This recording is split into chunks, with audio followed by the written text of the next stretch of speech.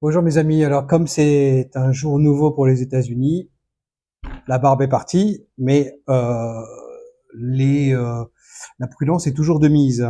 Alors, pourquoi je vous dis ça? Alors pourquoi un point d'interrogation sur le titre? C'est parce que, bon, faut se poser la question, est-ce que c'est le retour de l'Amérique impériale? Bon, c'est ce que nous promet Trump, mais on verra bien. Euh, je voudrais aussi reprendre un petit peu les derniers événements qui ont eu lieu depuis ma dernière vidéo, qui date d'il y a quelques jours seulement. Alors par exemple, Biden, hein, je parlais du savonnage de planche, des derniers, des dernières décisions de Biden, euh, des derniers décrets de Biden. Alors par exemple, vient de décréter à la dernière minute que toutes les sanctions contre Cuba étaient levées et que Cuba n'était plus considéré comme un soutien du terrorisme ou un sponsor du terrorisme. Alors inutile de vous dire que tous les copains cubains ici à Miami sont extrêmement furieux et à mon avis il va y avoir des répercussions. Alors déjà que les démocrates étaient en très mauvaise posture en Floride, je crois que là c'est le coup de grâce pour eux. Donc c'est une très bonne nouvelle pour les républicains de Floride, mais disons que c'est un très mauvais choix de la part de Biden. Bon, mais à mon avis, c'est motivé par des considérations plutôt pratiques. Peut-être certains démocrates ont des intérêts à Cuba. Peut-être que bon, donc entre le moment où ce décret a été fait et le moment où Trump le déférera, puisque un décret présidentiel peut être défait par un autre décret présidentiel.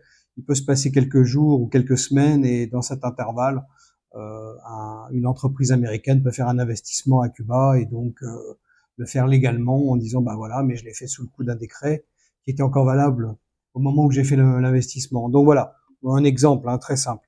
Ensuite, une autre, alors là ça va être encore plus, comment dirais-je, problématique, c'est que Biden a fait ce qu'on appelle je vous avais parlé des grâces présidentielles, hein, c'est le pouvoir du président américain.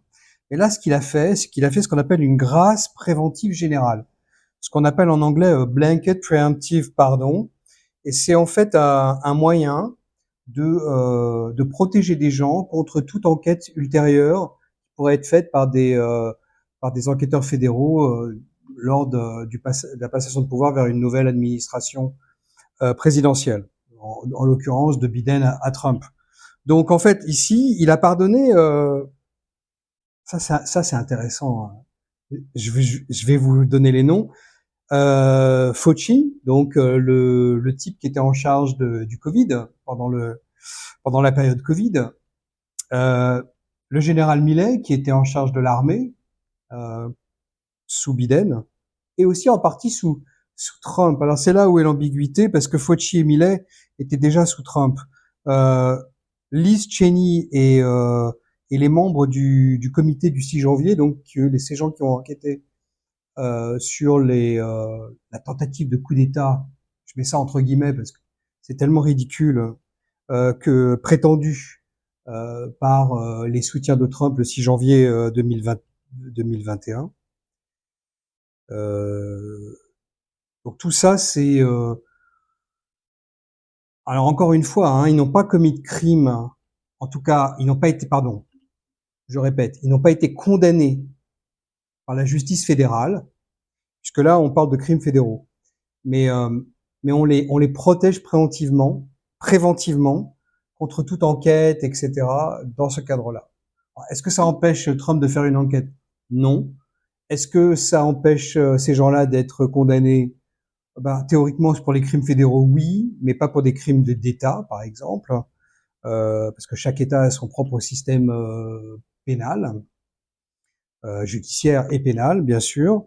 Et donc on verra pour ça, on verra ce qui va se passer. Mais c'est très intéressant hein, de voir que bon, finalement, ce sont on se doutait qu'il allait le faire pour ces gens-là, mais on s'est dit peut-être qu'il va être conseillé par des gens pour lui dire bah écoute si tu fais ça ça veut dire que ils ont quelque chose à se reprocher et donc mieux vaut ne pas le faire et finalement ils ont décidé de le faire quand même ce qui veut dire évidemment que ces gens-là ont quelque chose à se reprocher. Voilà. Alors sur le Covid, sur le retrait d'Afghanistan, sur le pseudo coup d'État du 6 janvier, sur les gens qui sont allés en prison pour rire parce que ils étaient rentrés dans la Chambre des représentants ou au Sénat, soi-disant en cassant des vitres, en faisant des dommages, etc., que c'était des putschistes. Bon, très étrange tout ça. On aura le cœur net plus tard, mais bon, ma conviction, c'est que il y a quelque chose, il y a quelque chose de pourri dans le royaume. Alors ensuite, alors la prestation de serment de Trump. Bon, elle devait être faite à l'extérieur, ce qui est toujours le cas. Bon, et pour des raisons de sécurité, ils ont mis ça à l'intérieur. Alors, est-ce que ça veut dire qu'il y a toujours des menaces physiques sur Trump? Est-ce que les agences gouvernementales qui sont chargées de protéger Trump ne sont pas efficaces ou peut-être sont dans le coup? Allez savoir, je ne sais pas. Mais en tout cas, assez étonnamment, ça s'est fait à l'intérieur et pas à l'extérieur. Ah, on va vous expliquer qu'il y a une vague de froid. Bon, il y avait une vague de froid la semaine dernière, mais ça s'est beaucoup calmé. Et même quand il fait très froid, euh, c'est euh, c'est toujours fait à l'extérieur. Alors, deux thèmes un peu plus légers pour finir cette vidéo qui sera très courte. Vous vous souvenez des gens qui disaient ouais, si Trump est élu, on va quitter les États-Unis. Bon, il y a plein de gens, Barbara Streisand, etc., etc. Et cetera. Et il y a Snoop Dogg, le rappeur, qui avait dit ça déjà en 2016, mais il est resté. Et il y a quelque chose de nouveau. En 2025, il a décidé non seulement de rester, mais de chanter pour la cérémonie d'inauguration de Trump. Bon, alors évidemment, vous allez me dire, il y a que les imbéciles qui changent pas d'avis, mais là, quand même, c'est assez gros, quoi. Euh, et ça me fait penser que je vais probablement faire une vidéo pas immédiatement, mais je vais attendre un petit peu les 100 prochains jours du mandat, les 100 premiers jours du mandat de Trump pour voir un petit peu ce qui se passe. Mais vous vous souvenez que j'avais émis des doutes sur le comportement des démocrates, le fait qu'ils n'aient pas contesté les élections, le résultat des élections, le fait qu'ils n'aient pas fait d'émeutes ou d'organiser des meutes, etc. Euh, j'ai une hypothèse qui vaut ce qui vaut. Je pense que Trump, alors on avait dit ça de Obama, mais je pense que c'est Trump qui va être le prochain Manchurian Candidate. Hein, c'est un film des années 60, c'est un très bon film d'ailleurs. A-t-il été reprogrammé pour faire un programme compatible avec les démocrates? Je ne sais pas. J'ai des amis qui me disent non, tu as les mauvaises sources, voilà. Bon, moi je reste sur mon hypothèse de manipulation et même si Trump est un mec très intelligent, très capable, j'ai voté 3 fois pour lui, mais je pense que on peut effectivement amener à faire des choses à des gens sans les contraindre, mais avec des jeux subtils de suggestions, on peut rationaliser, c'est ce qui s'est passé pendant le Covid, rationaliser un comportement qui était absurde, comme l'histoire des 2 mètres de séparation entre les gens, ou le masque qui servait à rien, etc. Donc bon, on peut rationaliser énormément de choses et faire aux gens des choses absurdes, objectivement absurdes, mais qui sont rationalisées.